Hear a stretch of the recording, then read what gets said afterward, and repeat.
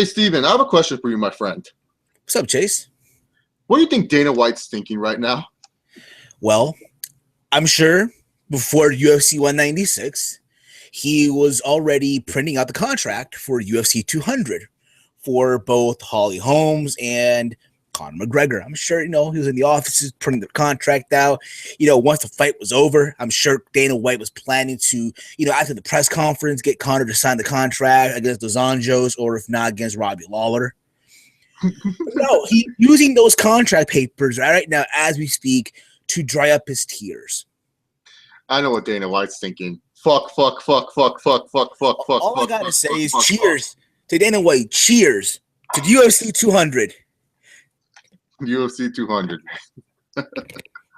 Oh, UFC 196 live from MGM. McGregor versus Diaz. It's on. Oh, it's on. All right. It's on for Dana White. Fertitta Brothers, the people who film Dana White's vlogs, the people that hang out with Dana White personally, Zupa themselves, Joe Silva, make sure there's no weapons near the area of Dana White, because I do not want this man trying to commit suicide. This is literally Dana White's worst nightmare. This is Dana White's nightmare. He doesn't believe what he just saw with the final two fights at UFC 196. And what picture is this that you're trying to show? It's Nate Diaz locking in the rear naked choke. Dana does not approve of that picture, Steven. We do not approve of that picture here at all. But UFC 196, I'm going to be straight up honest with you guys here. UFC 196, literally, the first three fights were really, really bad. I'm going to be dead honest here. The women's fight was okay. And then the two light heavyweight fights, those belonged on the prelims. I don't know why Dana White decided to put those two light heavyweights in that type of matchup, in that type of situation. But those four dudes belonged on the prelims. Both those light heavyweight fights stunk up the joint and stunk up the building. They're just so slow, so prodding. They weren't really taking advantages whatsoever. It was just like those two light heavyweight fights were just kind of like, why am I watching this? Like I looked at the prelims on Fight Pass. I see Diego Sanchez is fighting Jim Miller. Sure, it's not 2009, and Diego Sanchez and Jim Miller are no longer like top contenders for the lightweight title. But I'd rather take that on my main card than having these four lightweights that are not even contenders whatsoever. They're future contenders for the light heavyweight championship. It's like, why would I want to see these guys that are future contenders like 2 years down the line? I mean, none of these guys really impressed me either. None of these guys. None at all. I mean, I understand if you had someone like a Ryan Bader or Anthony Johnson, basically one of these young cats, because this guy is really talented and you want to see what these motherfuckers are going to do. But that wasn't the case. We just got these prelim cards on my main card, and it was a waste of my time. Steven, I don't know if you caught these fights. Did you catch these fights whatsoever? No, unfortunately. Am I echoing, by the way? Am I echoing? You're fine.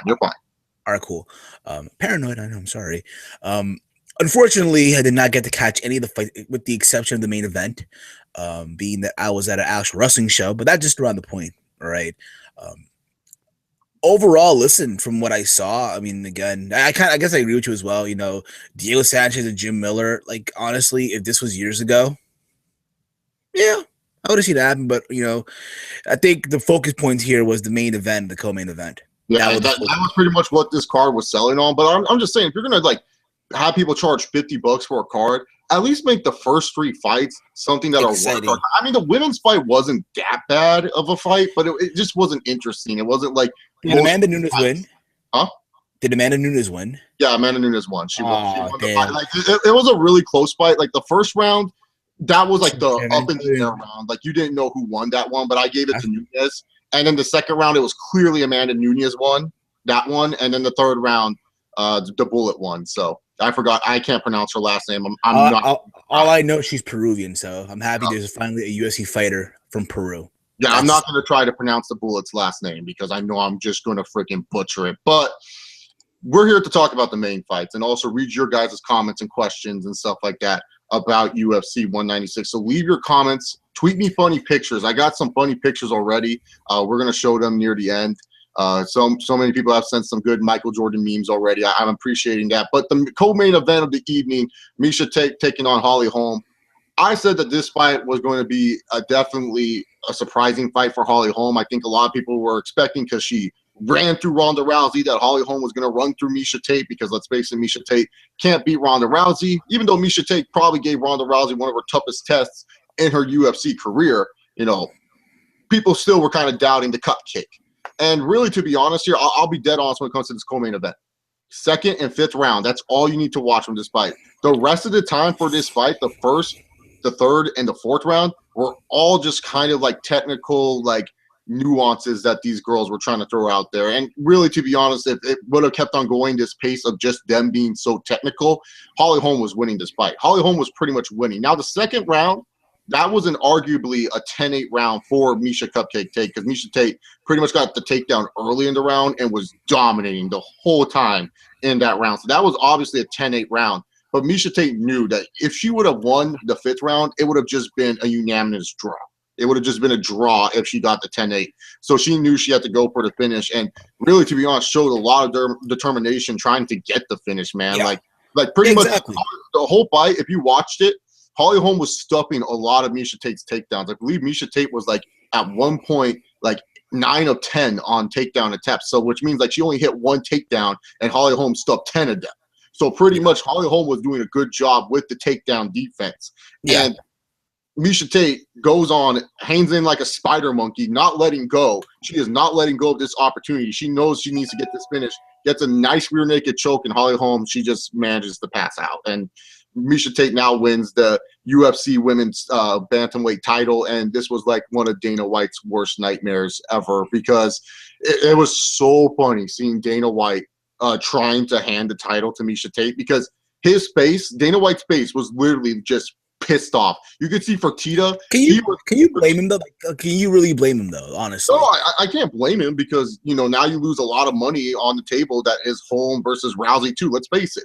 Holmes versus Rousey 2 was going to be their huge cash-grabbing money cow match. And you know, like, now you have Meisha Tate with the belt. Rousey versus Tate 3, you know, a lot of hardcore fans are going to be like, oh, well, there's a good story there with it. You know, now Meisha's holding Ronda's belt and stuff like that. But it's like, really, to be honest, Ronda lost fair and square to Holly Holm. Meisha Tate beat Holly Holm fair and square.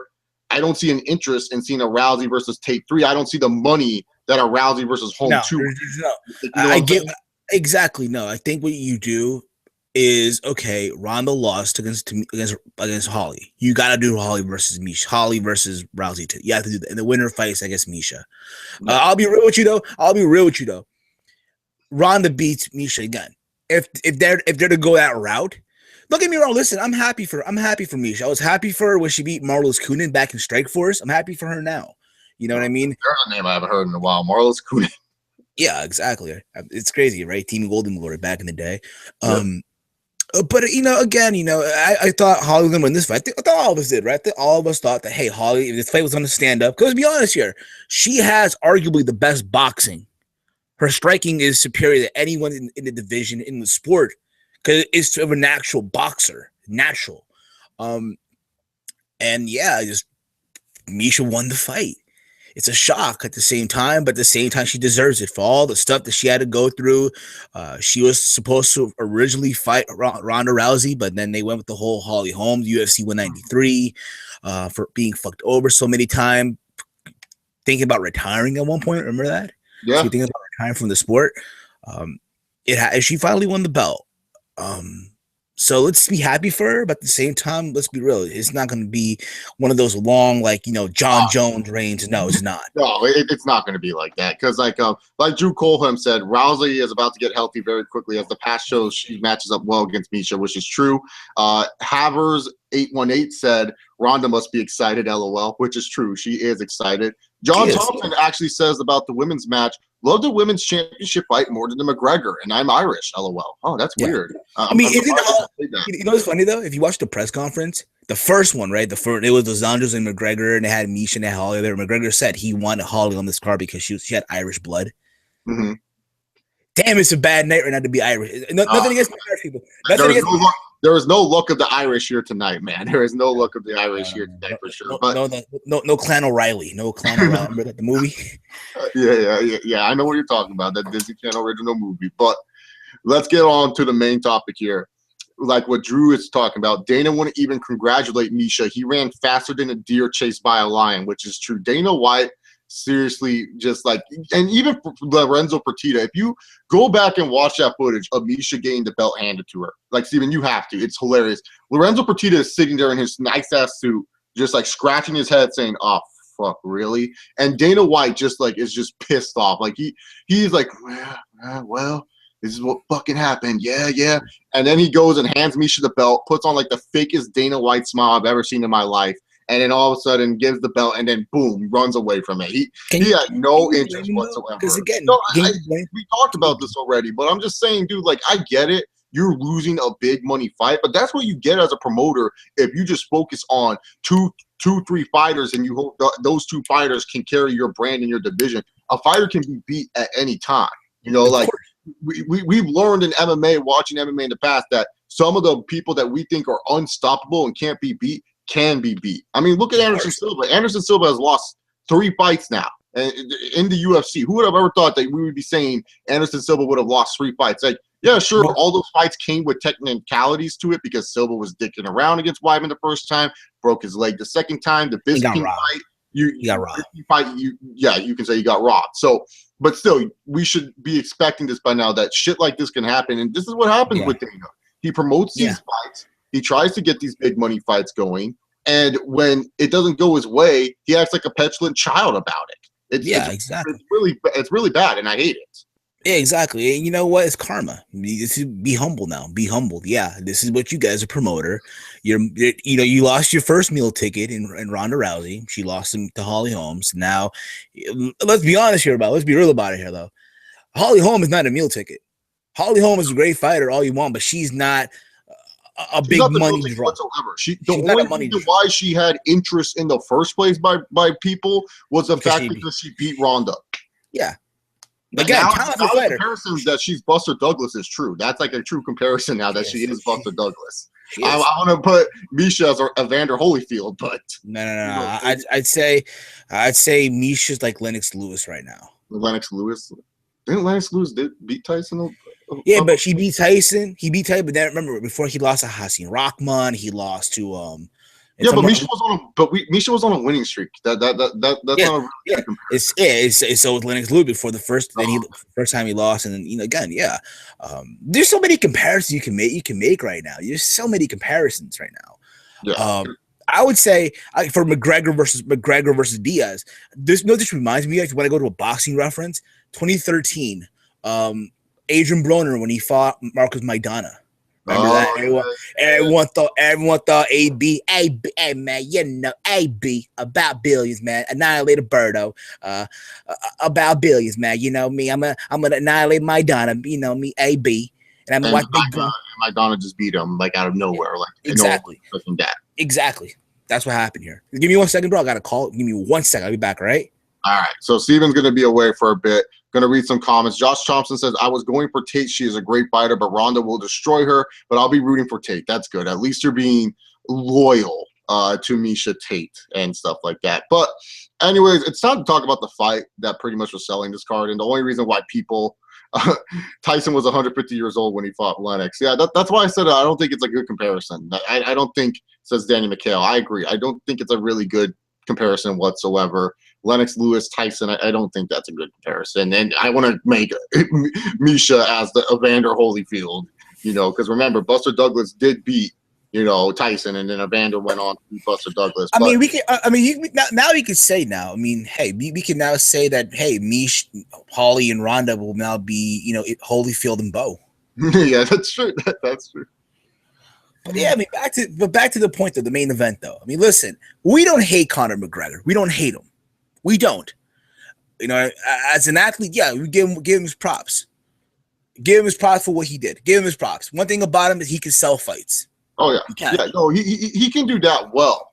I have no problem with this talking. I just hate when people put him on this pedestal. Put him on the pedestal of Anderson Silva, GSP. Anderson Silva, GSP. They put him on the pedestal of a Brock Lesnar and stuff like that. And I know people are gonna be like Brock Lesnar, but keep in mind when it came to money drawing in the UFC, Brock Lesnar was one of the biggest draws in UFC history. Probably still one of the biggest draws in UFC history. So that's why Yeah, exactly. That's why I'm saying like Brock Lesnar's name in this situation. But go on with your point, Steven. I mean, again, listen, at the end of the day, again, McGregor law, and again, we don't hate Conor McGregor. We don't hate him. No. What I was trying to, like you said, what gets to us, like people like us, I'm sure other people out there as well, people who are viewing this stream right now on the comment threads, ask, maybe agree or disagree with me, and guys in the comment threads. It's just the thing that people put McGregor on this pedestal. Like he's already bigger than the sport. Like he's Anderson Silva, he's John Jones, he's GSP, or hell, even Jose Aldo, even though he beat Aldo, but fuck, all those records speaks for itself. You get what I mean? As a fighter. Or Royce Gracie. No, he's not. He's not even Chael Sonnen. Yeah. Not even Chael Sonnen. But again, he's a talented fighter. He's kind of similar to Chael now. He talked and then he lost, and then he's going to try to find ways to talk out of the way that he lost. Yeah, but Chael at least Conor won a belt though. Conor won a belt. Yeah, Conor did win a championship. That's just around. But it's a shock. Like I'll be real. When I watched the fight, Nate looked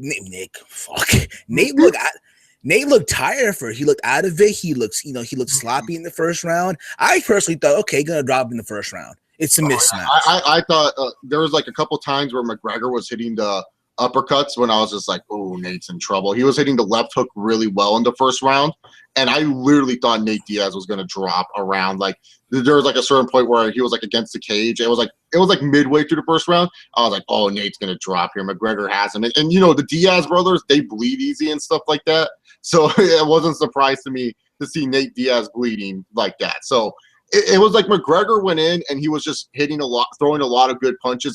I feel like with McGregor's offense, the one thing that kind of bugs me a little bit, like I like that he like tries to throw people off with his spinning kicks, but sometimes I feel like that slows down his combination speed. At least me watching it, it's like I see like as a fan watching and stuff like that, I see as a fan that like he has a lot of openings to go for body punches and stuff like that, and instead he goes for like a spinning leg kick combo. And it's just like I feel like it slows down and it gives the opponent like, because like you can see it like especially a mile away like that, you can see that he's like gonna rotate and stuff like that. Like he does a good job sometimes like catching people off guard on that. But I feel like unless someone's really pressed against the cage, really hurt, you shouldn't be throwing like those spinning stuff. Like the spinning stuff should only be saved when you are like that. Your opponent is like rocked up against the cage. He doesn't know where the fuck he's at. Let me just throw a spinning shit. And Nate was at that point at the time. He was at that point in the first round. I thought, listen, when Conor hit those uppercuts, I literally did this, like, holy shit, did Nate's head go like in the cheap seats and shit like that? That's what I thought. But yeah, like, I'll be real with you. I'll be real. I think you can agree with this also. We gave this fight to Conor McGregor. We thought Conor was going to go in there.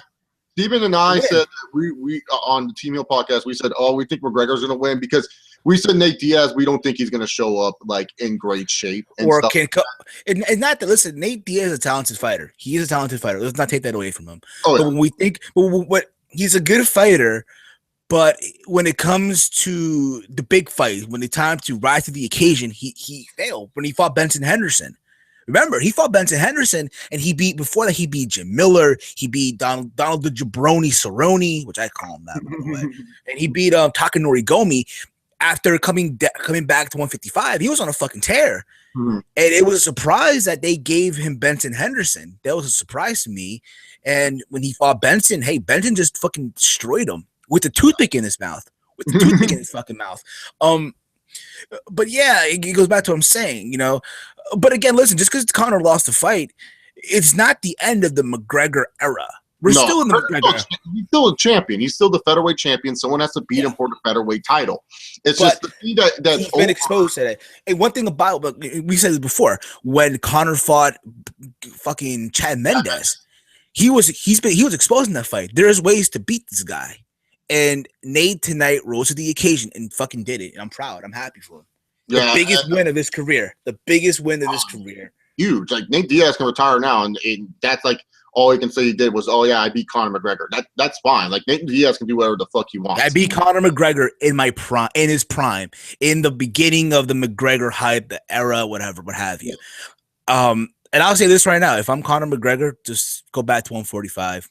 Yeah, Like John Thompson actually posted some comments that I actually want to read. He said maybe going up in weight is a bad idea for the future. Then learn both from history and mistakes. And then Danny McHale says no fear and sense are two different things, and that's true. Like Conor McGregor showed like, and a lot of people are commenting this. Like I think Conor McGregor earned a lot more respect from MMA fans in this fight. Yeah, he did. Like, he went out there and they put on a main event fight. Like this is what you pay your money for. You want to see people go out there and be a fucking fighter, not someone that is just like over strategizing and just like not being able to live up in the moment and stuff like that. No, just go in there, live for the moment, see what the fuck happens. And Christian Joel asked, who was winning before the fight was over? Oh, McGregor was winning the fight. I was giving McGregor 10-9. I was giving him 10-9. 10-9, and then like in the second round, if he would have survived, Diaz and him would have been really close because Diaz that would have been a close round because Diaz did get the takedown and both were landing really, really strong punches and stuff like that. So that would have been a close round as well. So exactly. Absolutely. But McGregor was winning the fight for sure in the first round. But yeah, you know, he did a good job. What's it called? Conor McGregor in this fight. It wasn't like McGregor showed up and he was like super bummy and stuff. He did a good job. It's just that to me personally right now, it is just like I feel like the spinning kick stuff, like it's fancy, it's cool, fans like it and all, but I feel like he needs to kind of like limit that in his repertoire because his striking is really crisp and really nice, and I feel like that the left he threw, holy shit! Yeah, nice left, nice left hook. And again, listen, you know, say what you want about Conor McGregor. At the same time, he's cocky, he's arrogant, but at the same time, my hat's off to him. My hat's off to him for hey, you know what?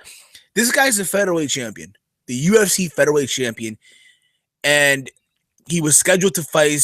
He was scheduled to fight Dos Anjos, Rafael Dos Anjos, RDA at lightweight and try to become. Okay, Rafael Dos Anjos has not earned a nickname RDA. He doesn't. He's not Georges St. Pierre. He ain't GSP. We're not gonna call him RDA. He's Dos Anjos. Dos Anjos. Dos Anjos. He was scheduled to fight Dos Anjos. Dos Anjos called at the last week. Did you hear that? Apparently, he broke his foot in the last minute of the last round of his sparring session. You hear about that shit? Yeah, he broke his foot. Yeah, I know that. I read that. And if Conor wanted to, he could have said, "Fuck it, I'm not fighting anyone else on 2 weeks' notice. I'm not." And he did. They told him he did the same thing he did when he fought. You know, Gilbert. Well, fucking Gilbert. No, Chad Mendes. There you go. Chad Mendes. See, I'm happy though. You know, because at the end of the day, at the same time, it's a learning. It's humbling. It's a learning experience. You know, take it with the great. He was humble. He was humble in defeat. You know, yeah.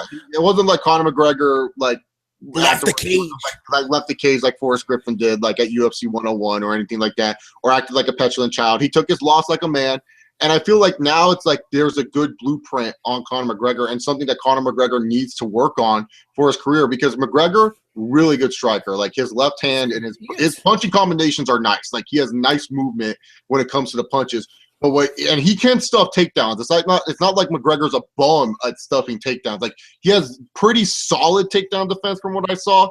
Not the great takedown defense or something like that, but he has solid enough takedown defense. But what he needs to work on is fighting from his back and working from the ground because that's where you see Conor McGregor's biggest flaws is that a fighter will just take him down and it just feels like he is lost down there. Like it's just not comfortable for him. There's fighters out there like JDS, Junior Dos Santos is a perfect example. He's a really tremendous fighter, Junior Dos Santos, but when he gets taken down, he just looks lost out there. He can have a black belt in Brazilian Jiu-Jitsu all he wants. But it doesn't matter because when he's down there, it's just something that it doesn't click in his brain. He just doesn't get it whatsoever.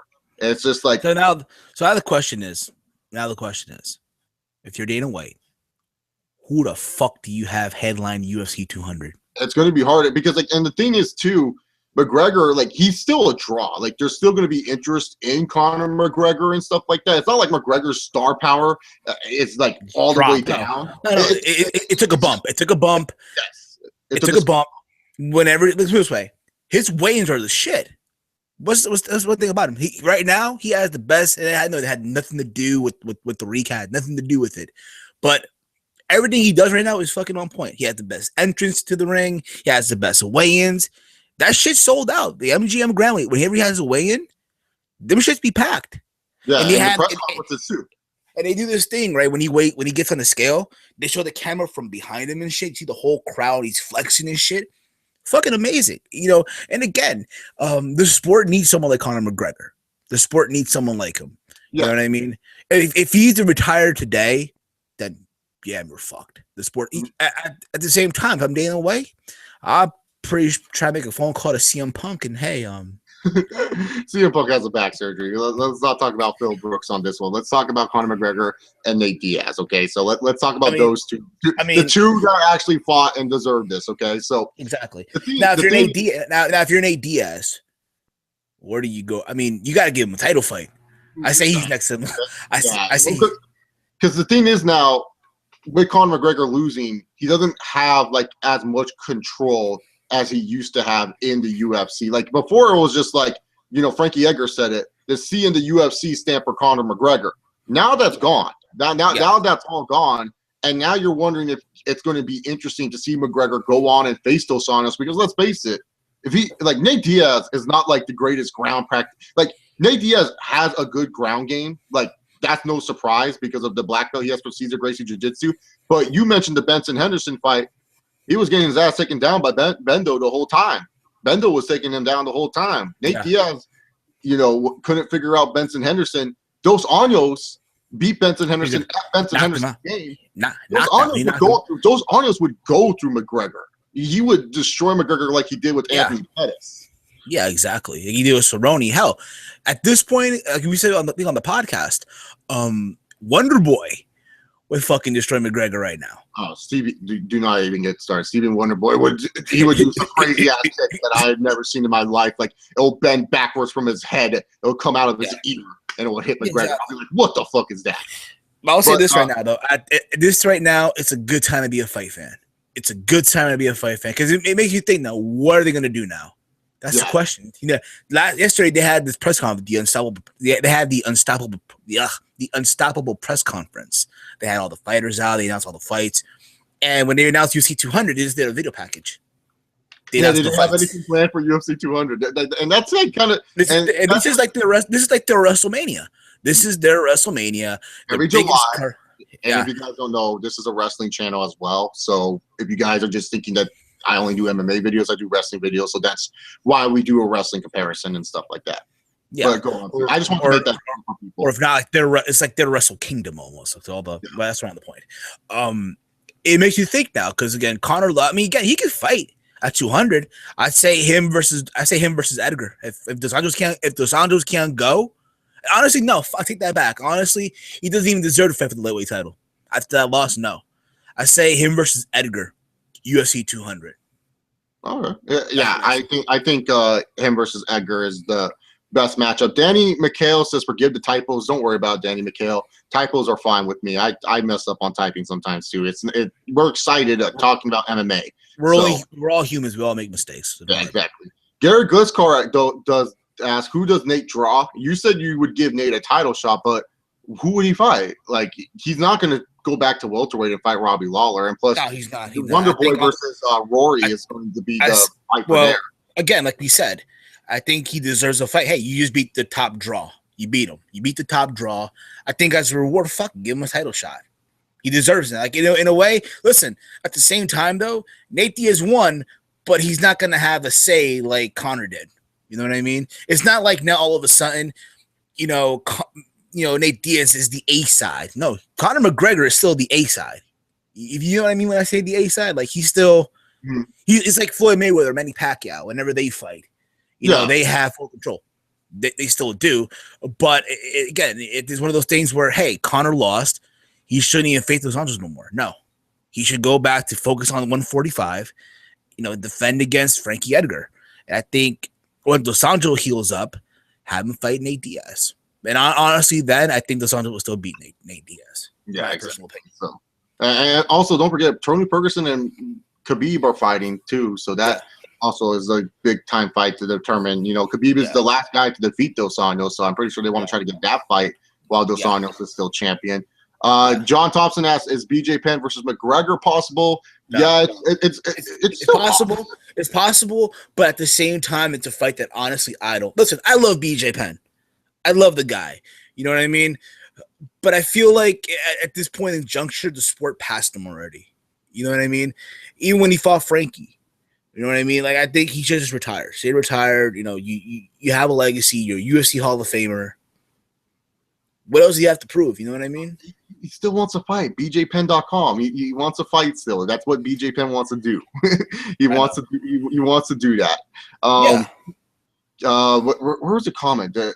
Someone left a good comment. Oh yeah, Daniel McHale said UFC is just not as consistent on terms of dominant winners as much as boxing, which is true. Dana must be in a pickle to promote fights these days, and he is, because the thing is what the problem with UFC is that they hold too many events at too many times and stuff like that. And I get it, you know, the sport of MMA has expanded, but when you have so many fights and stuff like that, you start thinning out your cards, especially your main cards and stuff like that, and then you start relying on other, like, certain fighters to help carry the promotion and everything like that. And you can't just have that. You can't have it where your promotion is carried by like 2 fighters and stuff like that, and you have it where you have to have cards where, you know, 2 championship fights are happening. Like, yeah, it's cool, we're getting 2 title fights on this card, but really, to be honest, like, the champions should be spread out on every card and main eventing their own shows, not just being co-headline main eventers, if you get what I'm saying. Exactly. But damn, right now it's a good time to be a fan. It's a good time to be a fan. It's a good time to just enjoy. And again, listen, Conor will be back. Right? He'll be back. Yes, he will be. Yeah, he'll be back. We're not denying this, Steve. We already talked about this. He will be fine. I know. I just feel some type of way. You know what I mean? I'm proud of Nate Diaz, even though we didn't give him a hope in hell. Yeah, we didn't. We were we apologize. I think that would surprise people, because we were like, all like, oh yeah, Aldo's gonna kill McGregor, and then afterwards we're like, McGregor's gonna. Maybe we should just pick we should not pick any more McGregor fights, because we're always wrong on them. Yeah, exactly. Yeah, this is. Lennox Watterson asked who won the main event. Nate Diaz did via submission in the second round. Rear naked choke. Said, don't let Nate do any more pressers, just fight. You don't like how Nate Diaz talks? I mean, listen, yeah, at the same time, one thing about it, you know, a lot of fighters, they just want to fight. They're not into the whole press conference. Like, and again, the perfect example are the Diaz brothers. They're not, you know, they don't have a flow for press conferences. You know, every press conference they go is, you know, hold up. Yeah, I just want to fight, you know, yeah. You know, and I just do my thing, and you know, after you know, but if George fought him though, he got the wolf tickets.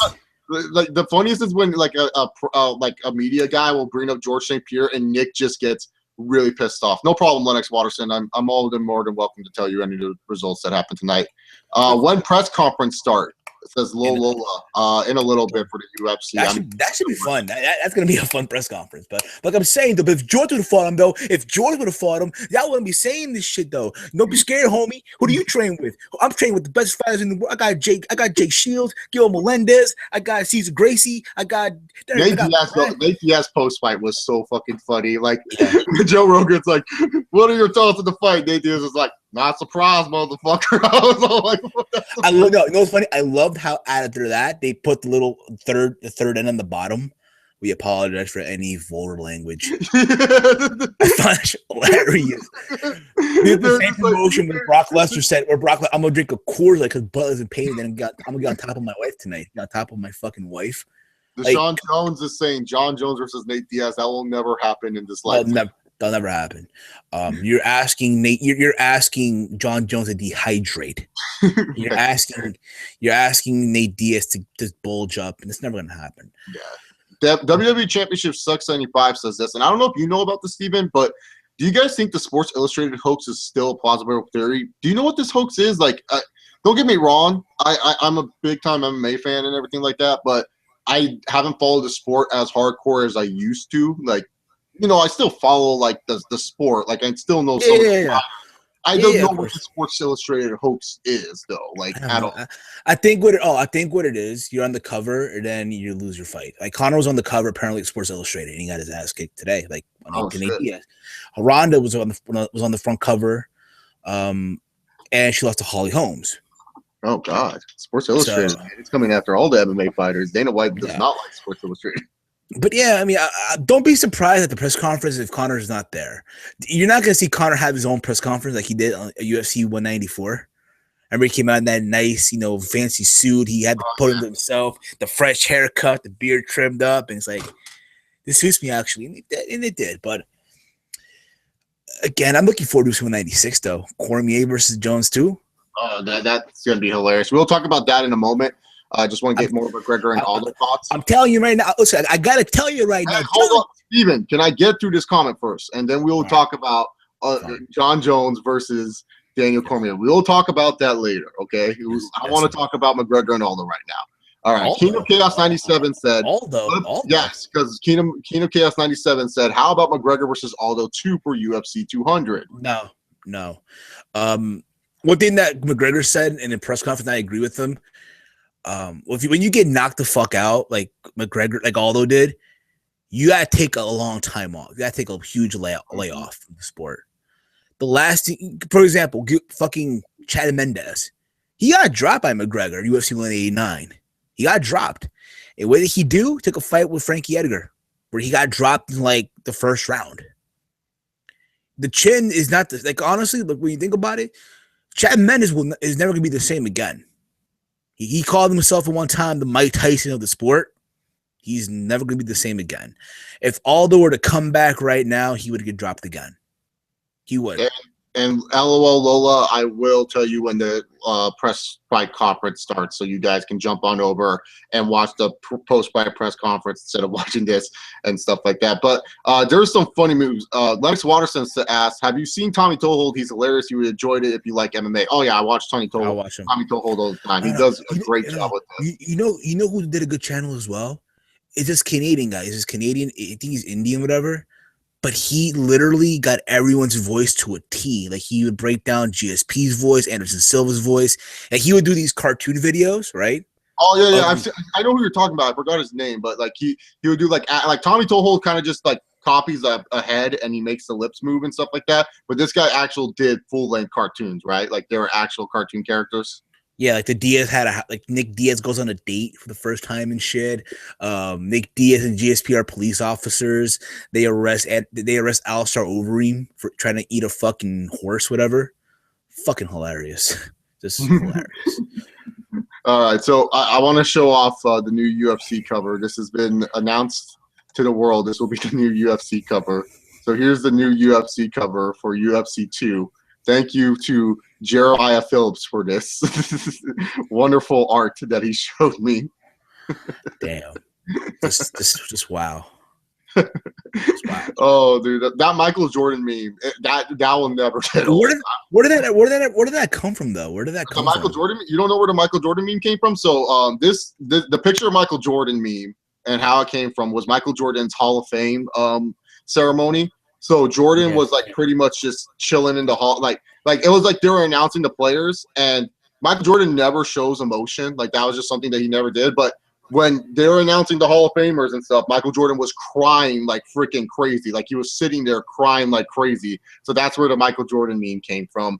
And originally, like the Jordan meme, it was used a lot when the Bobcats sucked that season, when the Bobcats were like 7-56 or whatever. And so a lot of people were using the Jordan meme for the Bobcats because they sucked, because Michael Jordan owns the Bobcats. Then it got popular again somehow. Like for whatever reason, the Jordan meme just bursted into popularity once again. So pretty crazy stuff. Damn. Yeah, funny stuff. Amazing. Funny stuff. I love the Jordan meme. John Thompson asked, "Are really wanting BJ Penn versus McGregor or Edgar versus McGregor? What would you rather take, BJ Penn versus McGregor or Edgar versus McGregor, Steven?" At this point, I think Edgar versus McGregor. I think Edgar deserves a fight. He deserves it right now. To deny him right now again is preposterous. He deserves the fight. I say 200, they do it.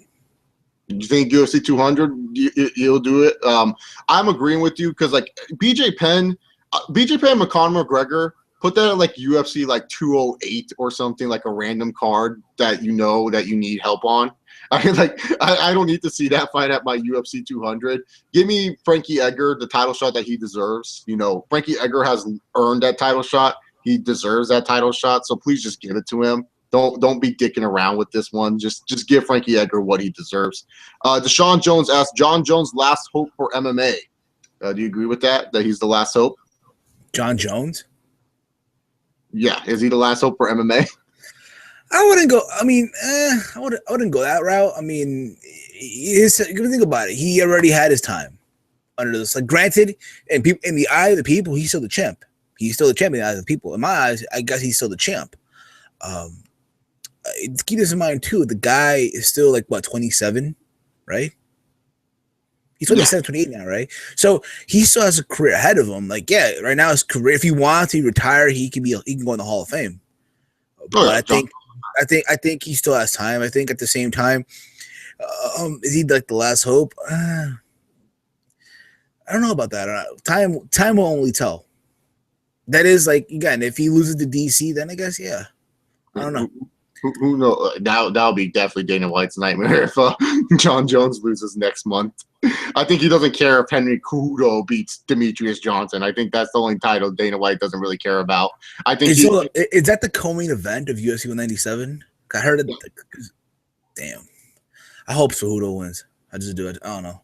So Ali Bud is being mean in the comment section. Same with Hamza Ahmad. He's calling us ugly bastards, and Ali Bud's saying, "You fat fucking potato." All right. Hey, I like potatoes. I mean, there's a Yukon potato, there's a red potato, there's a sweet potato, there's a Idaho potato, there's the purple potato. I mean, hey, you gotta be specific with potatoes here. You know what I mean? You gotta be specific with your starches, people. Just saying. John Thompson asked, McGregor will lose a lot of fake fans from the hype train, which I'm really happy about. I mean, he won't lose. I mean, here, think about it. He'll still have his support. He has a country behind him of Ireland. All right. He'll be back. And when he comes back, all the people who are saying, "Oh, fuck McGregor now," all this and whatnot, are going to tune in to watch him fight. The same thing would have been if Floyd Mayweather Jr. back in his day, if he would have lost a fight. People would still tune in to see him fight. The same way with Ronda Rousey when she comes back in November. People will tune in to watch her fight. I know I will. Yeah. Right? Same thing went back. I used to say GSP was goddamn sleeping pill. Back in his day. After he fucking got dropped by fucking Matt Serra, he became a boring fighter. And I would always say he is goddamn sleeping pill, GSP. You know? And I'm like, wow. I never heard that one before, so I'm watching this fight. He's a boring fighter. I always thought GSP after the loss of Sarah was a boring fighter. You know, the same old shit. But I'd tune in to watch him fight, though. I'd tune in to see him fight because he's fucking GSP. Yeah, and you want to see if someone can actually figure out the GSP puzzle. So and his teams in his entries were always the shit. His French rap. He would always find some crazy ass French rap GSP would come out to. Georges St. Pierre was at the event tonight. Is a GSP return imminent? I know a lot of people were talking to that. Maybe it is. But do you see him beating Robbie Lawler now? This Robbie Lawler we're seeing. Dude, GSP's still kind of untouchable at this point. We have to wait and see if that fight does happen. You know, I mean, let's be real here. He's their top. He was the original top draw. Oh yeah, he was. He was like who everyone loved. Like Anderson Silva, he was like the guy that like the hardcore fans loved because like he was like finishing dudes. But GSP was like mainstream popularity. Like everyone loved Georges St. Pierre. The girls loved him. The kids loved him. Conor McGregor, I guess he's a draw. I hate being repetitive here. Really, I hate being repetitive at this point. But damn, I'm just still in shock. Like, he got choked out. I know. And Dana White was probably saying, fuck, my question is, who do you give tonight's submission of the night to? Who do you give it to? Oh, that's a hard one. I honestly, that is a really, really tough one. Maybe if I was giving submission, I would have to say, Nate Diaz gets submission of the night because he did beat McGregor. Like Meisha Tate was definitely more impressive because of how long she held it on for, and she was like being a spider monkey doing it. But like I would have to say that I would have to give it to Nate Diaz because of what he did to McGregor. Weston said, "Hey Chase, I called it right. Yes, you did call Meisha Tate winning by submission." Yes, we're rocking Ray-Bans, bro, because we're fresh. That's what we do here. I don't know what glasses these are. I don't think they're Ray-Bans, though. I have Burberry, but I'm actually getting new ones in a couple of weeks before I travel to Dallas. But that's just around the point. But at this point in juncture two, like, end of the day, you know what's crazy though? Conor McGregor is making $1 million off this fight, the biggest pay in the history of the sport. The biggest pay. And he lost. That's good. Good for him. And He's probably getting some gate money too. So he's getting $1 million, and that's the biggest pay in the history of the sport for MMA. And he's still getting the gate money. Yet Nate Diaz is getting a lesser pay than that. No, I think he's also making $1 million, right? If you think about it, he's also making like the biggest pay of his career, and still Conor's making more than him. Hey, Hamza and Ahmad, be nice to the other commenters in the comment section. I don't want you insulting them. You can insult Steven and I because we don't give a fuck, but don't insult the commenters. We really don't care if you call us fat. We know we're both fat. We accept that. Listen. The politically correct term is husky. That's the politically correct term. Don't hurt our feelings too much. We're husky.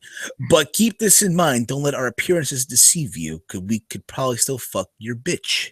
And make her a nice meal, and then be nice. We already know. Keeping it 100. I mean, keep it 100. Channel the inner Conor McGregor, and then get submitted. But that's just around the point. Hamza just kicks her ass afterwards. It's like, fuck you guys, bam, you fat asses. Yeah, I've been the icing on the cake. If Nate Diaz said, "Hey, Joe Rogan podcast by day, all night." No, what did Nate say? They say like train by day, Joe Rogan podcast by night. So no, that was Nick. Train by day. That's what Nick said. So that what Nate should have said, just to put the icing. Can you imagine a Joe Rogan Experience podcast with the Diaz brothers? Oh, that'd be hilarious. But no, you know what would have been funny if McGregor would have won? Do you think Nick would have went on, like, because McGregor, he taunts the other corner? Do you think Nick would have gone in there kind of like what he did with Mayhem after the Jake Shields fight, and then just kind of brawl with him? Do you think Nick would have done that? Well, remember this. Actually, it was Mayhem who instigated the whole thing. What I'm saying is, like, Conor would aggress it because he would go to Nate's corner and flip them off. Do you think Nick or Jake or any of those guys would just honestly? They would have done it, but you got to keep this in mind, though. The UFC is top notch with security. Oh yeah, they were all over. Like, even before the fight. They had the most security I've seen in a long time. If this was Bellator or World Series of Fighting, shit, it would have been an altercation in the middle of the cage, in the middle of the fight, in the middle of round number 2, in the center of the cage. You would have had Jake Shields, Gil Melendez, Nick Diaz trying to fucking go at it with Conor's camp, pretty much. You would have seen Jake Shields try to lock in a triangle choke and fail and fail and fail. You would have seen Gil try to take someone down consistently, and all you would have seen is Nate Diaz say, "Don't be scared, homie. Don't be scared, homie. Stockton, motherfucker. Stockton slap." To Nate's credit, though, he hit 2 Stockton slaps on Conor McGregor. I was surprised by that. He managed to get the Stockton slap going. Let's see. Someone wrote a good comment, like actual comment that's pertaining to the show. Oh yeah, Looking48 said the UFC is more exciting now than ever, especially after tonight. Do you agree with that, Steven? I mean, it's a good time to be a fan because it makes you want to think, now what the fuck are they going to do for UFC 200? That's the big concern. What are they going to do? We don't know yet. But it makes you think, because you think about it, you would have thought if Conor would have won tonight, he would definitely be fighting Robbie Lawler for the title. Really? I still think they would have given Dos Anjos. No. I think they would have still done the Dos Anjos fight first. Yeah, 2 maybe, but again, if you're Conor McGregor, if you would have won tonight, there's so many routes you could go. You could go one route, you can go to the left route and face Frankie Edgar at 145 for the featherweight strap. You go straight ahead and face Rafael Dos Anjos at UFC 200 for the lightweight title and probably become a 2-weight champion. Or you go make the right turn and face Robbie Lawler. There's so many routes he could have gone. And John Thompson, there was offensive language at the end of the McGregor fight, mostly by Nate Diaz, just saying fuck a lot. It's Nate Diaz. He said, "Are you surprised, motherfucker?" And then he said, "Hey, I gotta give some fucking shout outs and stuff like that." So Hamza Ahmed, I don't know which cap you're talking about. So Steven and I are both wearing hats, and I gave you a shout out. So there you go, my friend. Bless said Conor deserves to lose trading with pool noodles.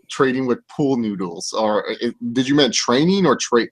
Or I don't know what you're trying to. I guess what happened was a reference that Nate did at the press conference. All you train with nobodies, humping. You know how Conor does the whole balancing training that he does, balancing and what have you. I guess there are some positions that work like No homo would have been in play. And Yeah, I guess, touch butt. That's what you train with, bro. Who the fuck you train with? My JV squad would fucking beat up your crew and shit.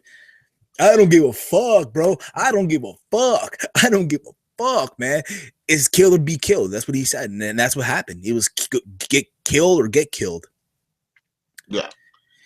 I'm just still a shock. Like, yo, it's like, you know, this remind again, as I said earlier, the reference of Adrian Broner and Marcos Maidana. Hell, you can even say, if you want, Mike Tyson, Buster Douglas. You can even go that route. No, not even. Like, no, because McGregor. Okay. You can go Chavez, fucking Meldrick Taylor. You can go that route if you want. All right, I'll go with that. The UFC 196 post-fight press conference. I don't know if it started yet. I am going to refresh the stream on YouTube to see if it started. It says it's still that's going to be entertaining. You better get a popcorn, just get your snack in. That's going to be gold. You know, the media right now, they're going to go after Dana White. The media, Ariel Helwani, Karen Bryant, the same girl that got motorboated by a rampage in front of her husband. You seen that video right back? Wait, what were you saying? You know, Karen Bryant, the media, right? The same Karen Bryant that got motorboated by a rampage in front of Karen Bryant's husband. And Karen Bryant's husband didn't do nothing about it. Like, he just let it happen and shit. The guy from the Fight Nerd. So many people are going to go after Dana White right now. ESPN. It's good. That's why this is titled Dana White's Nightmare, because Dana White is going to have a nightmare. Keep all weapons away from Put it this way. For Nate Diaz tonight, to quote Conor McGregor, it's red panty night. it's bust up. It is red panty night. You know what? It is, and he won. Yeah, he got the grand prize. Holly Knowles asked, did anyone see that Amanda Nunes fight? Yes, Holly, I watched it. Not a really good, impressive performance by Amanda Nunes. She was good in the first round. Second round, and then the third round, she just kind of coasted her way to the victory. Pretty much, she was kind of got caught in a little bit of trouble, but not too much where she was. I heard that Eric Silva got knocked the fuck out. Oh, did he? Oh, I didn't watch any of the. The only prelim I watched was the Fight Pass one between Diaz and Jim Miller. So I don't know. I heard he got knocked the fuck out. Damn. I'm just still in shock right now. It's just still like honestly, this has been arguably, like, would you still say this is the biggest shock of the year? Like, this is literally shock of 2016. It is. Yeah, I would say this is a huge shock for sure, because like you said, we were both predicting, Conor to beat Nate. Like, both of us weren't saying like, oh yeah, Nate's going to beat Conor. We were both predicting Conor was going to beat Nate. And Nate comes out, and him and Conor in the second round put on an amazing round where they're just killing each other, beating the fuck out of each other. And then Nate Diaz goes and gets a submission victory over one of the top guys. So it's just amazing. So exactly. Like, now we can say that Nate has surpassed Nick. He did. Ali Butt wants to know, Steven, where'd you get your hat that you're wearing, your cap? This right here, Lids at the mall. Lids. You go to your local mall, you go to your local hat store, the Lids, you know what I mean? Simple as that. Luke48 says, would think that the winner of a Holm Rousey fight should fight Tate. Yeah, do you think they should go that route? Do you think even without the title that Holm versus Rousey 2 still has some interest, that you would put that as a fight? Honestly, it's a tough situation, because honestly, it needs the belt. Just like, for example, Triple H Roman Reigns, right? That feud needs the belt. Mm-hmm. You can make that Meisha does need Holly Holm, Tate. Wow, fuck Holly. See, I'm so excited. I'm stuttering in words right now. Holly Holm versus Rousey. Yeah, Holly Holm versus Rousey. Yeah, 2. Then again, I don't know. If they want, oh shit. I mean, yeah, it needs the belt, but at the same time, if they want, they can go the whole route of no belt, just a rematch to see if Ronda Rousey can beat Holly Holm. But at the same time, Ronda Rousey says she want to be the first one to beat Holly Holm. And unfortunately, the woman that you hate with the passion, the woman that you flipped off at the Ultimate Fighter, beat you to it. Yeah, so Kilo 365 Days says, I'm calling it now. Mighty Mouse and Jones lose at UFC 197 for 2 more huge upsets. And no. Honestly, listen, it's going to be a miracle if Tahuna beats Mighty Mouse. Don't get me wrong. Listen, Mighty Mouse is a boring fighter to watch. He is, but we're not taking. But he's really good. He's a talented fighter. He's just not a guy that you put on pay-per-view and the main event. He is not. He's honestly, and no disrespect to Mighty Mouse, but all of you guys who are viewing this right now, you can all agree with me or disagree with me. I want to hear you guys' opinion on this.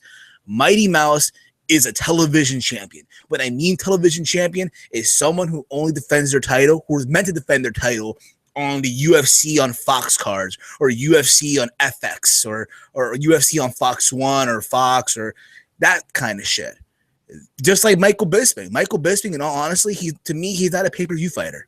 Michael Bisping is a guy that you put on UFC Fight Pass.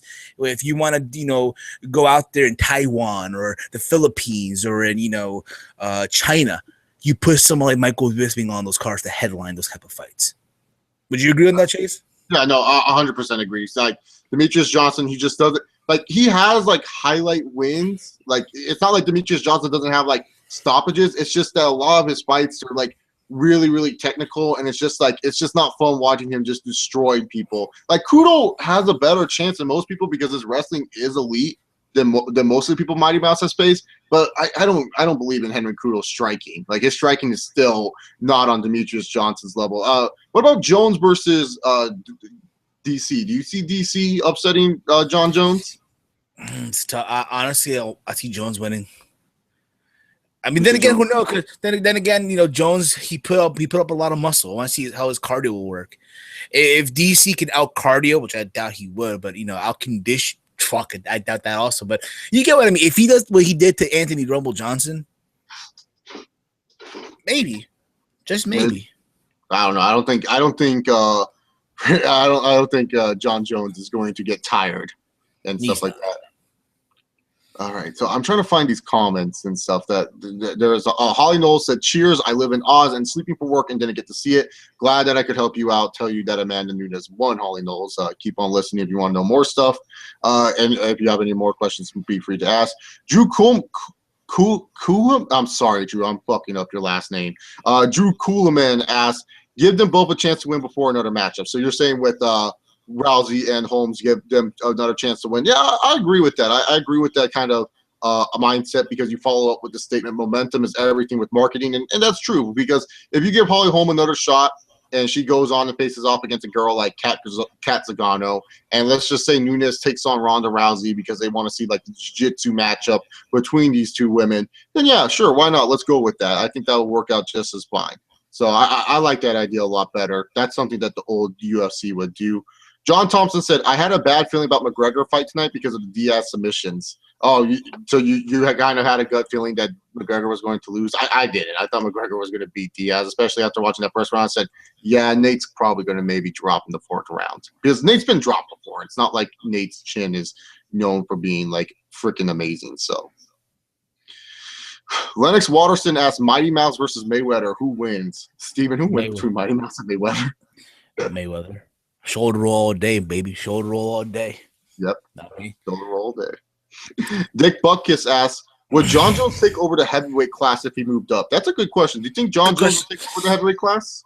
He could have a chance, but at the same time right now, with a guy like Miocic, Arlovsky, Overeem, guys that Jones ironically trains with, I'll say this right now.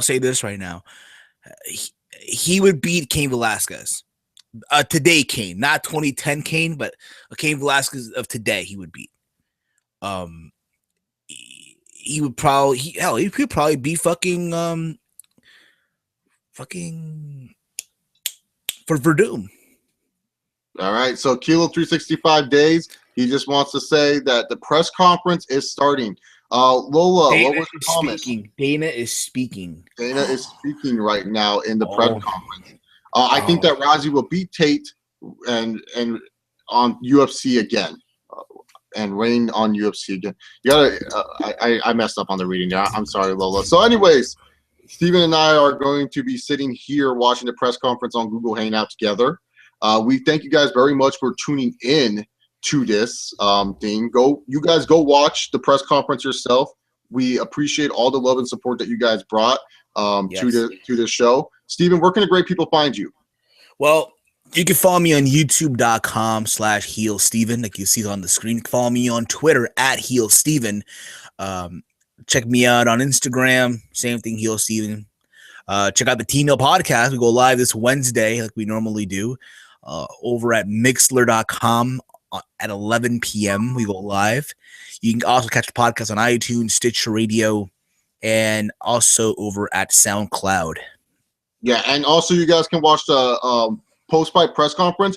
Go search up UFC on YouTube, and they'll be having it streaming on their YouTube channel. Or if you have Fight Pass, you can watch it via Fight Pass via live stream as well. So there you guys have it. Thank you guys very much. If you guys like what you saw, hit the subscribe button. Give this video a big old thumbs up. Thank you guys very much. Appreciate all the love and support. See you all next time. Peace. Peace out.